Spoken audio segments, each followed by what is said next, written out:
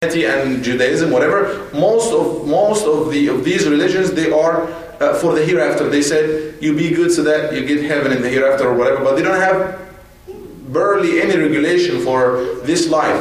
You can whatever you agree on, so people can have whatever system they agree on. But in Islam, no, this is not the case. In Islam, everything is regulated according to this religion or the law from Allah subhanahu wa ta'ala, which regulates this life and provides us the salvation in the hereafter.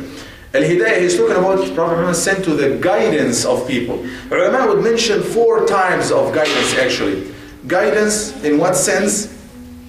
You're talking about, you might be talking about the initial guidance that Allah subhanahu wa ta'ala provides for everybody. Allah subhanahu wa ta'ala, when He created and proportioned everything, He guided it, meaning He set some built-in rules in any creature that He subhanahu wa ta'ala created. And this is called Hidayah Jibiliyya or Fitriyya, the instinct guidance that Allah subhanahu wa ta'ala built in everything He created. As He said in the Quran, وَالَّذِي قَدَّرَ فَهَدَى, proportion and guided. Like you find ants following certain system. Birds, they migrate certain how towards north or south or whatever. The same thing applies to fish and applies to all the creatures. They follow certain systems, certain guidance from Allah Azza wa Jal. This is one type of guidance. Allah has said, وَالَّذِي أَعْطَى كُلَّ شَيْءٍ خَلْقَهُ ثُمَّ هَدَى. He gave everything its shape, its creation, and then He guided.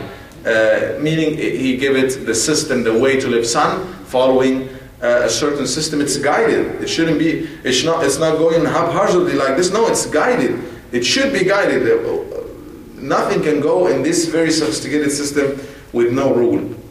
As the Nabi Sallallahu Alaihi Wasallam said, كُلُّ مَوْلُودٍ يُولَدُ عَلَى الْفِطْرَةِ. Every newborn is born on the fitrah, on the pure fitrah that Allah subhanahu wa ta'ala, or set that Allah subhanahu wa ta'ala gave to him, but then the parents turn him into Jewish or whatever. The second type of guidance is Hidayatul Dilala wal Irshad, is the guidance that happened through messengers, and this is to show them the way. It's the guidance of showing the way, showing them the way.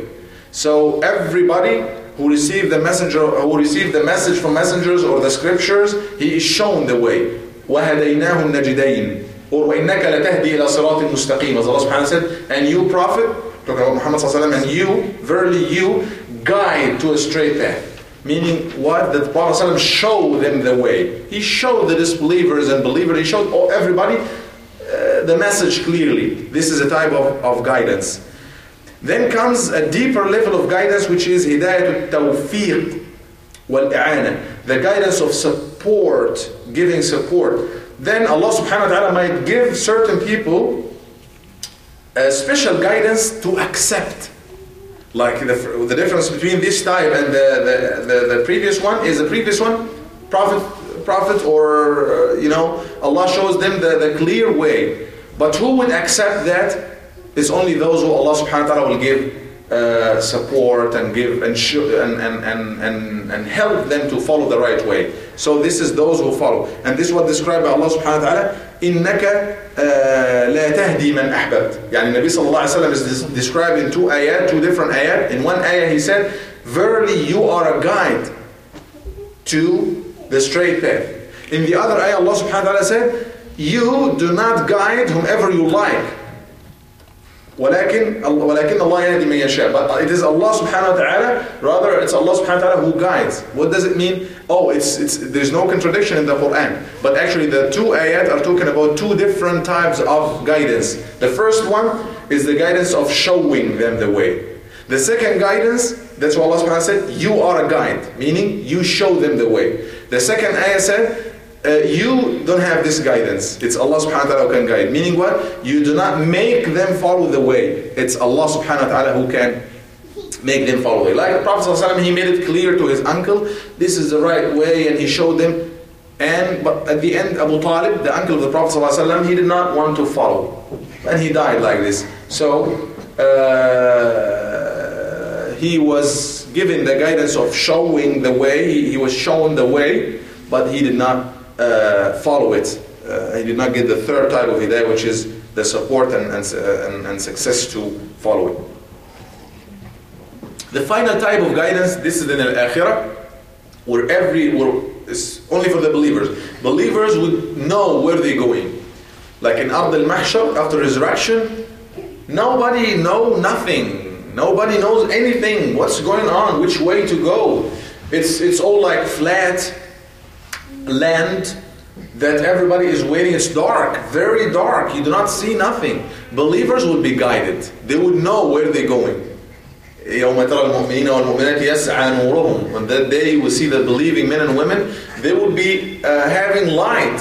They will be walking in light. Like wherever they go, they have light and they know where they're going. They will go to the Sirat, the bridge over Jahannam. They would pass. They know their way. They are guided. This is the final type of guidance. وأيدهم بالمعجزات الظاهرة. Allah subhanahu wa ta'ala supported prophets with the mu'jizat or the miracles, and that's وأنه عليه الصلاة والسلام صادق, and that he صلى الله عليه وسلم is truthful in في جميع ما أخبر به عن الله تعالى, and everything he told us about Allah subhanahu wa ta'ala. And we know that prophets, according to Islam, are infallible. They cannot make any mistakes when it comes to the message, like in the Quran, in the revelation, or in the whatever scripture they get from Allah subhanahu wa ta'ala. There is no way for mistake, for committing any mistake or forgetting any verse or something, because there is no way for that. It's for guidance of people. In everything that they tell people, in the laws and the regulations and the guidance, they are infallible. Then the other part, ulama would disagree. Are they really 100% infallible even in the regular actions, day-to-day life and everything, or not? They might disagree about this. But everybody would agree that when it comes to deen, to the matters of religion, they are infallible. They cannot say something and say, oh no, we were mistaken, it should be like this. No, they cannot make mistakes, because this will make people lose confidence and trust in them. So Prophet Muhammad sallallahu we believe he is sadiq, truthful in everything he told us from Allah subhanahu wa ta'ala, or he got from Allah subhanahu wa ta'ala. Min as-sirat, we have al-ghayb, the unseen or the hidden things that we do not know about. We have faith in all of these. One of them is as-sirat, wal-mizan, wal-hawd. Let's talk about these three things. As-sirat is the bridge over Jahannam. Do you have any idea how it looks like? I think everybody knows. Sirat, bridge over Jahannam. How does it look like? How thin it is? What do you have about it? The edge of a Damascus sword. Excuse me? The edge of a Damascus sword. Like okay. A hair. And how wide it is? Or how thin? Like a hair?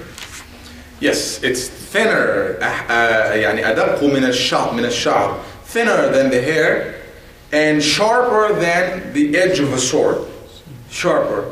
And it's over the top of Jahannam, the back of Jahannam. Under it is Jahannam, hellfire. Everybody should pass on it. Everybody should pass on a sirat. But then, some ulama would say it's only the believers, because this is like a final stage or so. It's just before Jannah. Whoever passes, he will go to Jannah. Whoever falls down, he might be a believer, but he might spend some time in hellfire until he will be purified from the sins they committed. Then they will be taken to Jannah.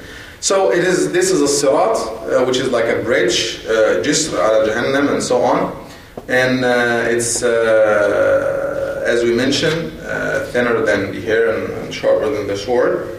When Nabi sallallahu alaihi wasallam it's mentioned in the authentic hadith, when Nabi sallallahu alaihi wasallam mentioned that fanajim musallam, some people will be rescued and they will be completely safe, they are not touched, nothing wrong happened to them. Wanajim makhdush, some people will make it, will pass, but they will have some scratches on them based on how strong is the faith of the person, sins are committed or not. وَمَكْدُوسٌ عَلَى وَجْهِ فِي نَارِ جَهَنَّمَ وَالْعِيَاذُ بِاللَّهِ, and somebody will be falling on his face, falling down face first in Jahannam وَالْعِيَاذُ بِاللَّهِ. This is a sirat. And he mentioned also al-mizan, or the balance or the scale of the